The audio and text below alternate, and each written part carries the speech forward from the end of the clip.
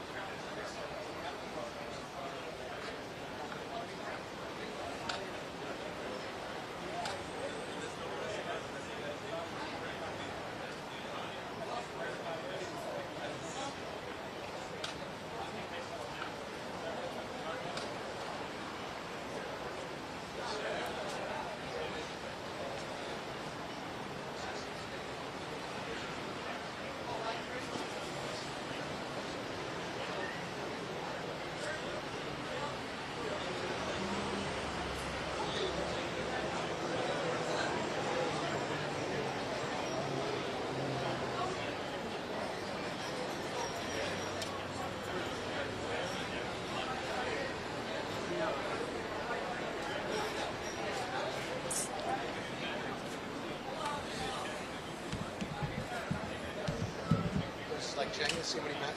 I know. Did you fit everything? Try not to.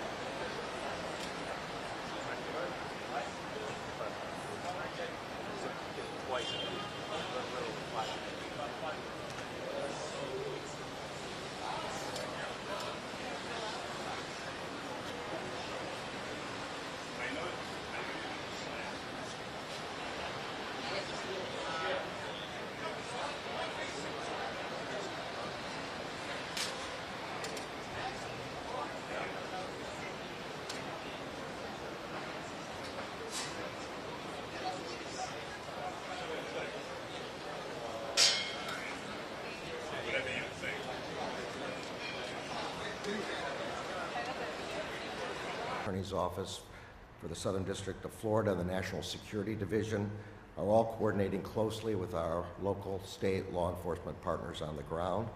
We will all work together to tirelessly determine accountability in this matter. We will spare no resource in this investigation.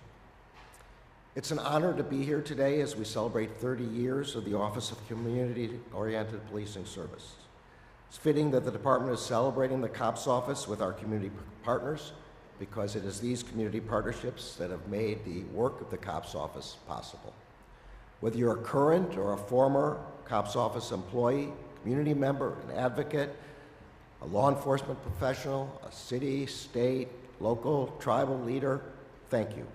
Thank you for being here today, and thank you for all you have done to ensure the success of the COPS office for the past 30 years.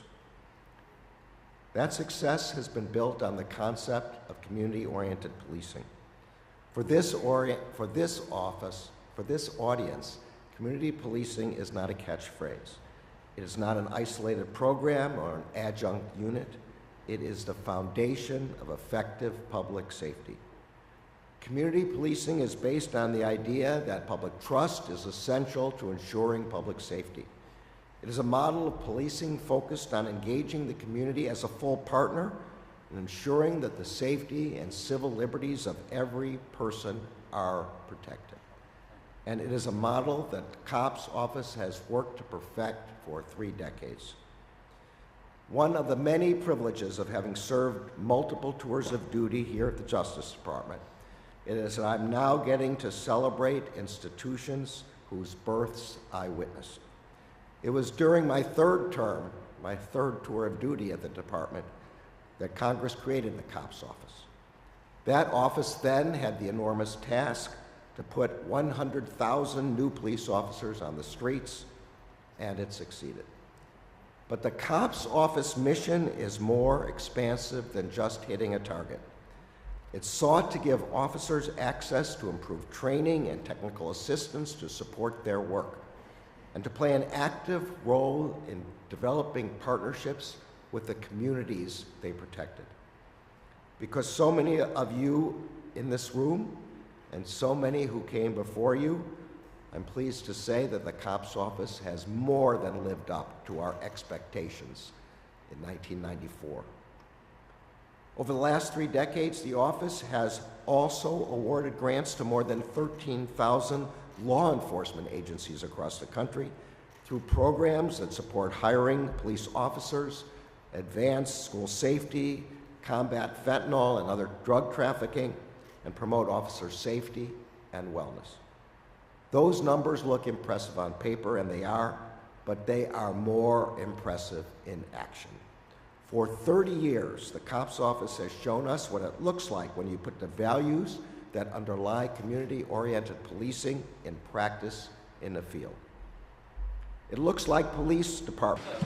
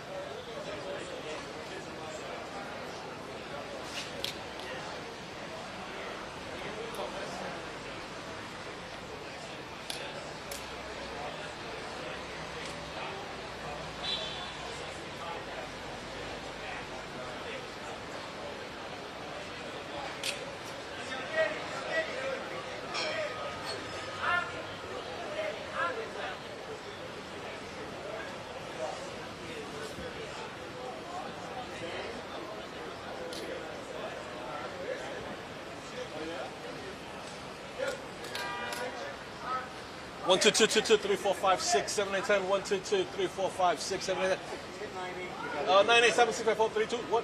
It ain't happening. After lunch is what I'm hearing right now. Again, this is what everyone's saying after lunch. I'm hearing after lunch.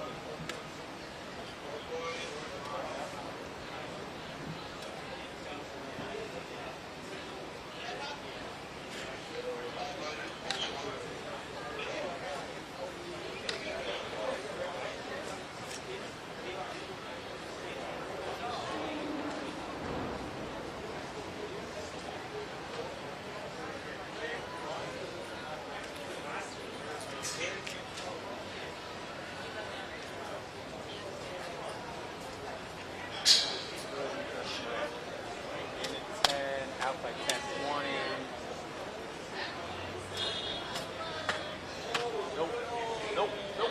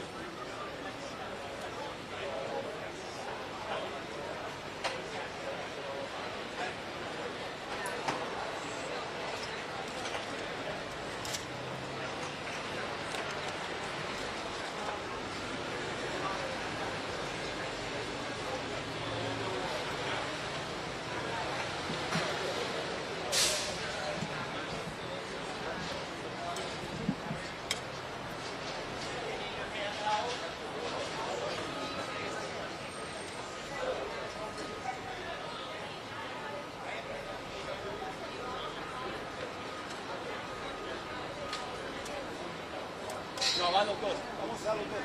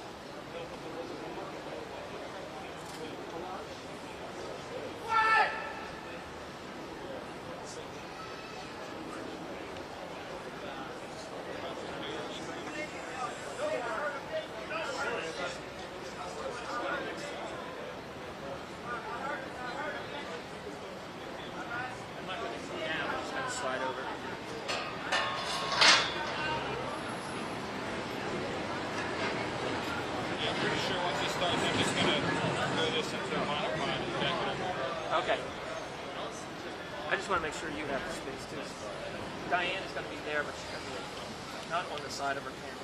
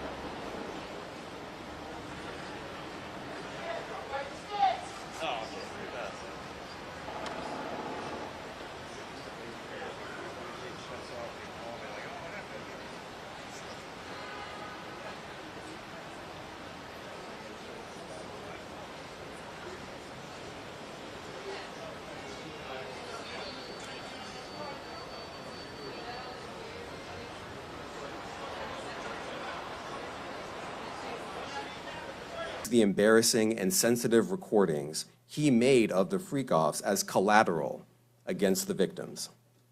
And the indictment alleges that he maintained control over the victims in several ways, including by giving them drugs, by giving and threatening to take away financial support or housing, by promising them career opportunities, by monitoring their whereabouts, and even by dictating their physical appearance.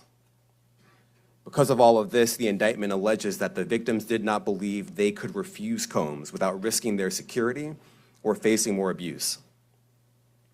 The indictment also alleges other acts of violence undertaken by Combs and others, including violence against witnesses to his abuse, kidnapping, and arson.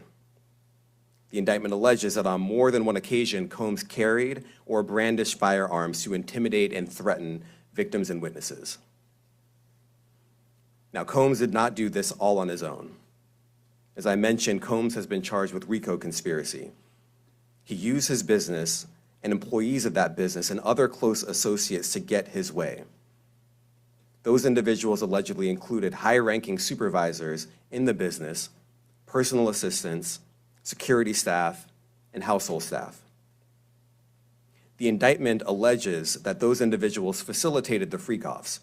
They booked the hotel rooms and stocked them with the supplies, including drugs, baby oil, personal lubricant, extra linens, and lighting.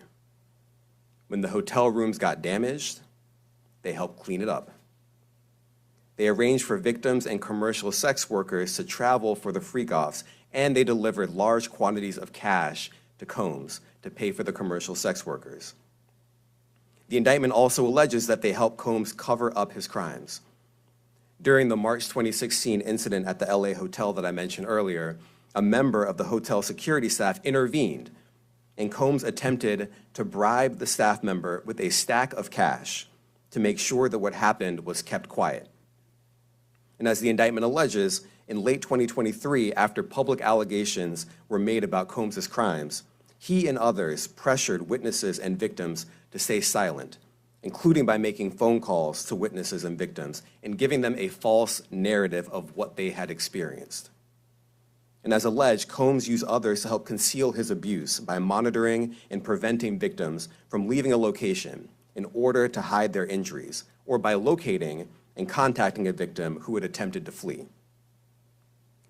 As part of this investigation, in March of this year, special agents from HSI executed search warrants at Combs' residences in Miami and Los Angeles. They also executed a warrant for Combs' electronic devices. During those searches, agents seized evidence of the crimes charged in this indictment. They seized firearms and ammunition, including 3 defaced AR-15s and a large capacity drum magazine. They also seized evidence of the freak-offs, electronic devices that contain images and videos of the freak-offs with multiple victims. And they seized cases and cases of the kinds of personal lubricant and baby oil that Combs' staff allegedly used to stock hotel rooms for the freak-offs, more than 1,000 bottles altogether. Here are some of the items that we recovered during the searches.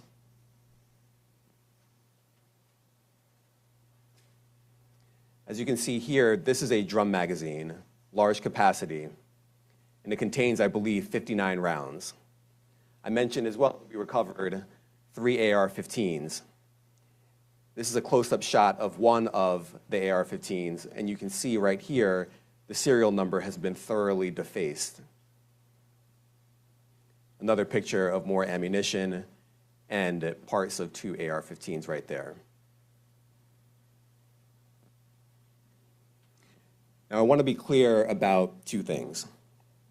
First, this office is determined to investigate and prosecute anyone who engages in sex trafficking, no matter how powerful or wealthy or famous you may be. No one should doubt our commitment on that. A year ago, Sean Combs stood in Times Square and was handed a key to New York City. Today, he's been indicted and will face justice in the Southern District of New York. Second, we are not done. This investigation is ongoing, and I encourage anyone with information about this case to come forward and to do it quickly. Anyone with information can call 877-4HSI-TIP. I want to express my deep appreciation for the victims and witnesses who have used their voices and helped bring this criminal conduct to light. We would not be here without them. I also want to thank the dedicated case agents on the HSI Trafficking in Person Squad in New York. They have been with us since day one and have worked tirelessly on this investigation. They will continue to be invaluable partners to us. I also want to thank the incredible agents and analysts from SCNY who have also provided tremendous assistance on this case. I'm deeply grateful for their continued work. And finally, I want to thank the outstanding career prosecutors from SCNY who are handling this case. Meredith Foster, Emily Johnson, Chrissy Slavic, Madison Smizer, and Mitzi Steiner, and their supervisors, Jamie Backleepter and Jacqueline Kelly. They are members of the Civil Rights Unit in our criminal division. We created the Civil Rights Unit when I became U.S. Attorney. I'm deeply proud of their work on this and so many other cases. I'll now take some questions. Aaron Katursky, ABC. Thanks, Nick. Damian, thanks. The indictment describes aggressive, open, violent, hedonistic abuse that you say was recurrent and widely known. Why did it take law enforcement so long to intervene? How many women were victimized by Sean Combs, and how many others were involved? Look, our investigation is ongoing. We are committed to bringing justice to everyone who's been victimized by the defendant. I can't tell you why it took so long. I think the better focus is on the fact that we are here today. And we are committed to making sure that justice is done. Next question. Thank you. Julia Ainsley, NBC. Thank you for doing this. You said we are not done and that Combs did not do this alone. Do you foresee that there could be other charges related to this case? I'm not taking anything off the table. Janet Fisher, Newsday. What's the difference between the sex trafficking and promoting travel for the purpose of prostitution? Well, there are different crimes with different elements. I don't think we should get into the nitty-gritty of the legal discussion right now, but the sex trafficking, we believe, they're all serious offenses, but the sex trafficking conduct carries some significant penalties, and we are gratified that we were able to bring that charge. Is one more coercive than the other? I'm not going to be able to get into that, but you can look it up, and yes, sex trafficking, especially when it involves coercion or force, is a very serious crime, and it carries significant penalties.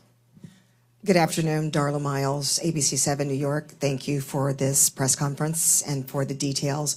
2 questions. In context of this indictment and the information that was presented to the grand jury, are you able to clarify the number of victims? It's mentioned plural in the indictment, but can you specify the number of victims just for this particular indictment? And secondly, can you provide details about the alleged arson? Unfortunately, I'm not able to provide either. The number of victims, you are correct. We are intentional in saying multiple. The details of the arson incident are limited to what we have in the indictment and also the detention letter that we filed, which contains more details than the indictment does at various points, but we don't have anything more beyond that. Next question. Lynn Tran, CNN. Are any of his accomplices or associates under investigation?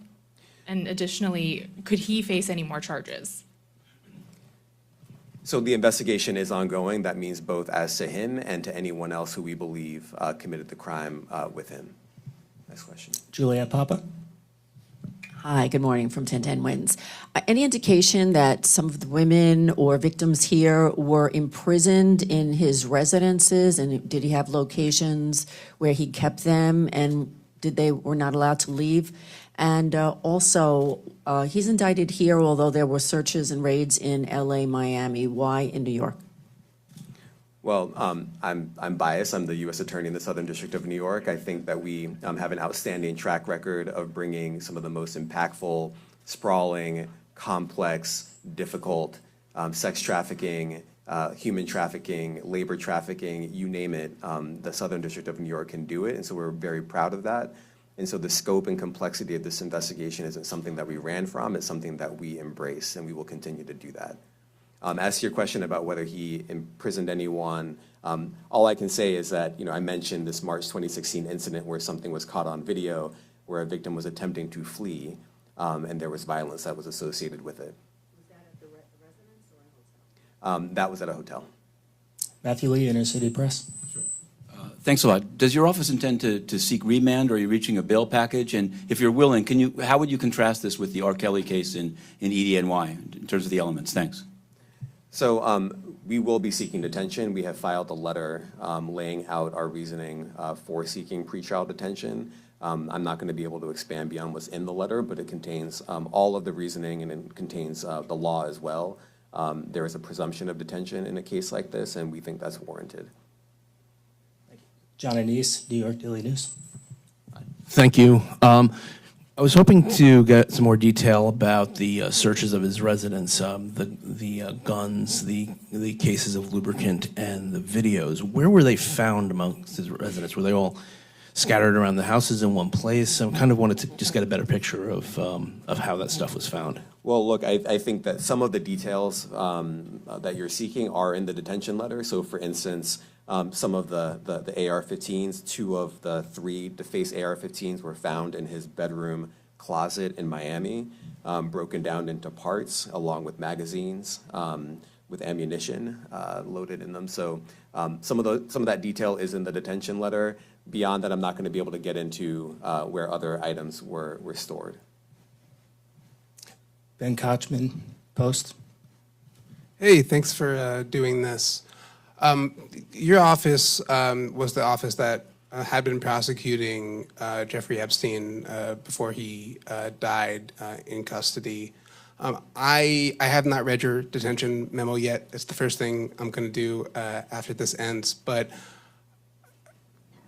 does the memo address, or is your office concerned with Combs' safety in custody, given what happened with Epstein? So we are concerned with anyone's safety whenever they are detained prior to trial. It's part of our obligations to keep people safe as well. It's part of the criminal justice system. So, but I do not draw any sort of connection between Jeffrey Epstein's suicide and what may or may not happen to any other defendant while they are detained pre-trial. And of course, the decision whether to detain the defendant will be up to a judge. Our position is that pretrial detention is warranted under the law and based on the facts of this case, and I'll leave it at that. Are some of the prosecutors on this case some of the same prosecutors that had been handling that, or that worked on the Maxwell case? So I'm not going to get into the staffing. I will say that this team, this group of AUSAs, this incredible group has been working on this case around the clock, and they've had their hands full. Next question. Gus Rosendale, NBC News. Good morning, sir. Combs' attorney said that his client has been cooperative with investigators. He said that this morning. I was wondering if you would have a reaction to that. Let me just say this. I think that generally and with increasing frequency, the word cooperative or cooperating has taken on tremendous elasticity and no longer really bears any relation to what the word means when we use it in a very specific context. So responding to lawful process and the like does not qualify as cooperation when we use that term here. Mike Sisak, AP. Thanks. To that end, was there any discussion of Mr. Combs surrendering? I understand he was taken into custody at a hotel in Manhattan last night, and maybe that wasn't the plan. Can you elaborate on how that came about and why that was?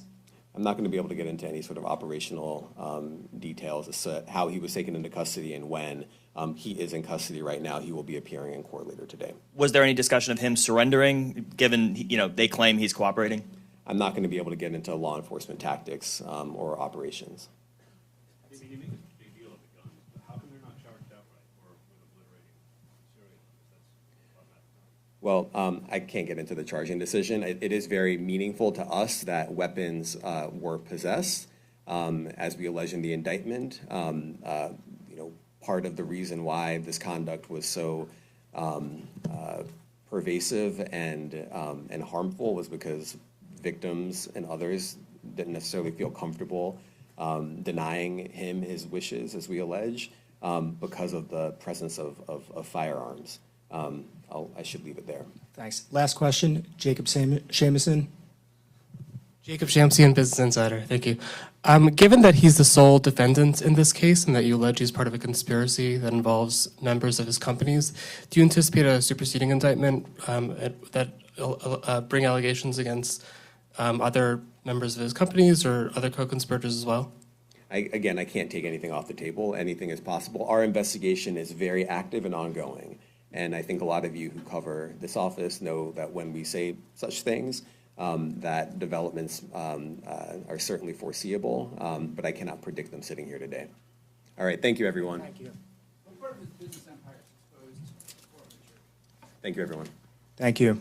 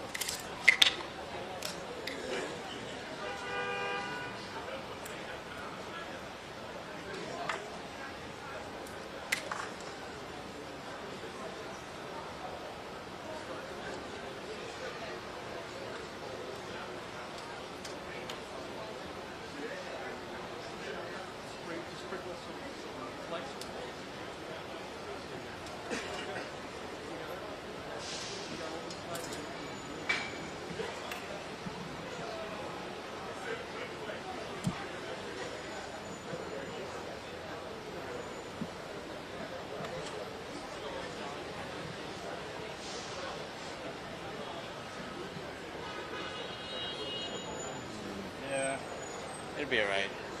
Like night, it's going to be 5 minutes. Right. It'll be out.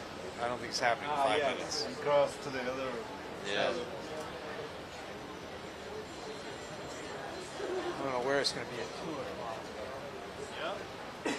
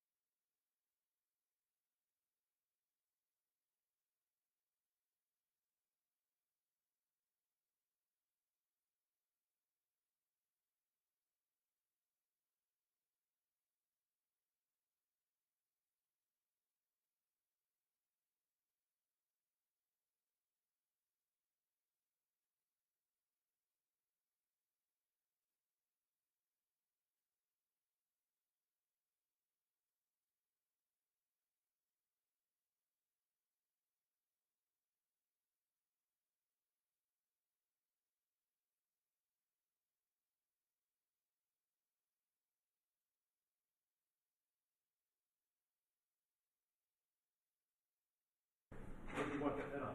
That on here? You pull that lamp down if you want.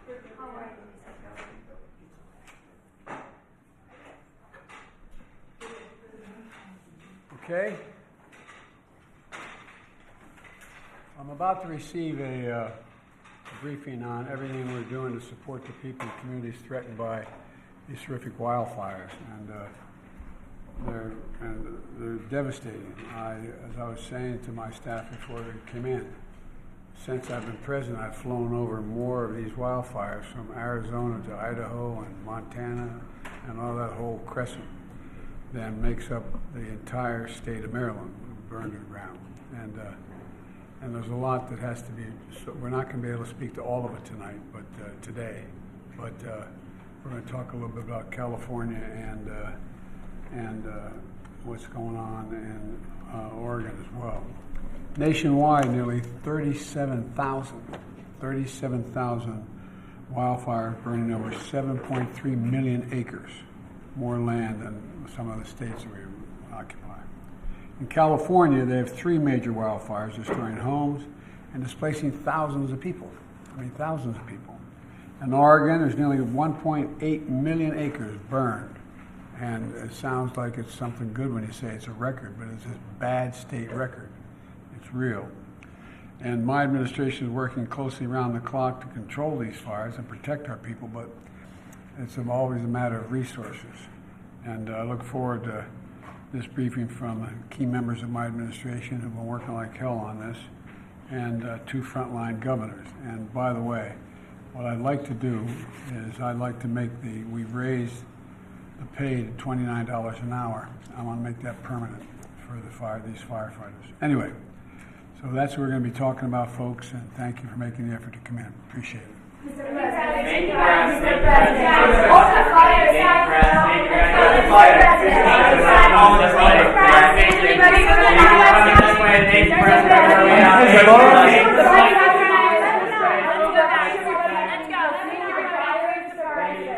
Thank you, press. Thanks, guys. Thanks, guys. Let's go. Thanks, guys. Let's go. Thank you, press. Thank you, press. Should people Thanks stop so calling much, Trump press. a threat? Thank you, press. With all these Thanks, things guys. happening? Thank you. Thanks, Peter. We're going to head out now. Thanks, everybody. You're all done. Thanks, guys. Thank you, press. This pool spray has come to an end. Please. We're all set. We're all done.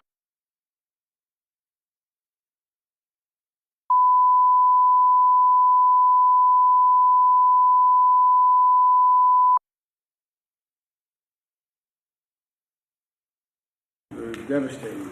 As I was saying to my staff before they came in, since I've been president, I've flown over more of these wildfires from Arizona to Idaho and Montana and all that whole crescent than makes up the entire state of Maryland, burned to the ground. And there's a lot that has to be, so we're not going to be able to speak to all of it tonight, but today. But we're going to talk a little bit about California and what's going on in Oregon as well. Nationwide, nearly 37,000 wildfires burning over 7.3 million acres, more land than some of the states that we occupy. In California, they have 3 major wildfires destroying homes and displacing thousands of people. Thousands of people. In Oregon, there's nearly 1.8 million acres burned. And it sounds like it's something good when you say it's a record, but it's a bad state record. It's real. And my administration is working closely around the clock to control these fires and protect our people, but it's always a matter of resources. And I look forward to this briefing from key members of my administration who have been working like hell on this, and 2 frontline governors. And by the way, what I'd like to do is I'd like to make we've raised pay at $29 an hour. I want to make that permanent for these firefighters. Anyway, so that's what we're going to be talking about, folks, and thank you for making the effort to come in. Appreciate it. Thank you, press. Thank you, guys. Thanks, guys. Thanks, guys. We're going to head out the way we can. We head out the way we can. Thanks, press. Thanks, everybody. We're going to head out the way we can. Thank you, everybody. The burning has to end. The whole spray is over. Thank you, everybody. Thank you, everybody. Praise the party. Thank you, press. Thanks, guys. Thank you, everybody.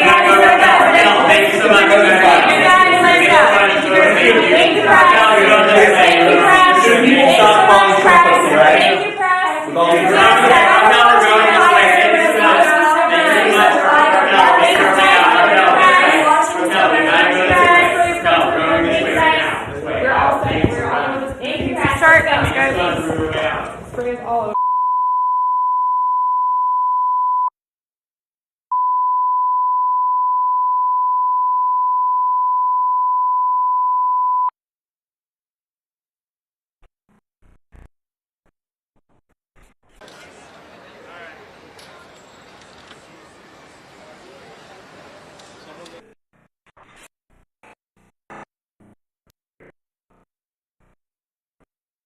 Get her cut.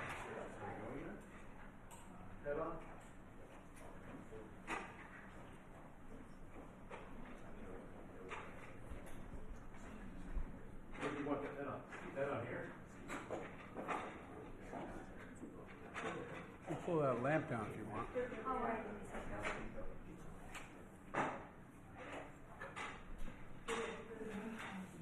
Okay.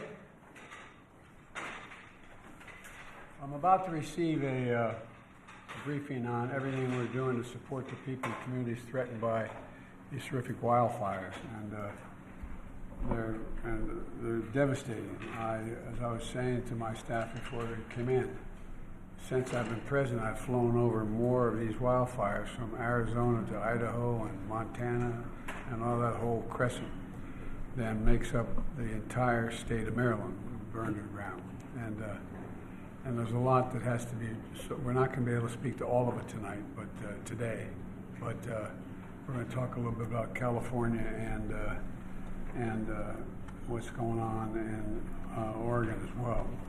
Nationwide, nearly 37,000 wildfires burning over 7.3 million acres, more land than some of the states that we occupy. In California, they have 3 major wildfires destroying homes and displacing thousands of people. Thousands of people. In Oregon, there's nearly 1.8 million acres burned. And it sounds like it's something good when you say it's a record, but it's a bad state record. It's real. And my administration is working closely around the clock to control these fires and protect our people, but it's always a matter of resources.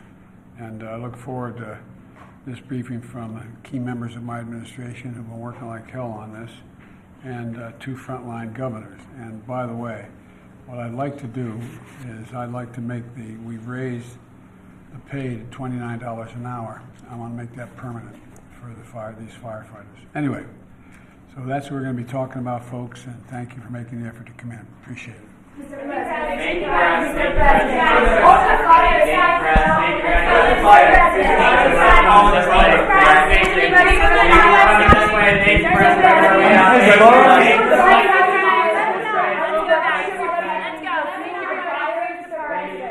Thank you, press. Thanks, guys. Thanks, guys. Let's go. Thanks, guys. Let's go. Thank you, press. Thank you, press. Should people Thanks stop so calling much, Trump press. a threat? Thank you, press. With all these Thanks, threats? guys. Thank you. Thanks, Peter. We're gonna head out now. Thanks, everybody. You're all done. Thanks, guys. Thank you, press. This pool spray has come to an end. Please. We're all set. We're all done with this briefing. Needs to start. Thanks, guys. Spray is all over.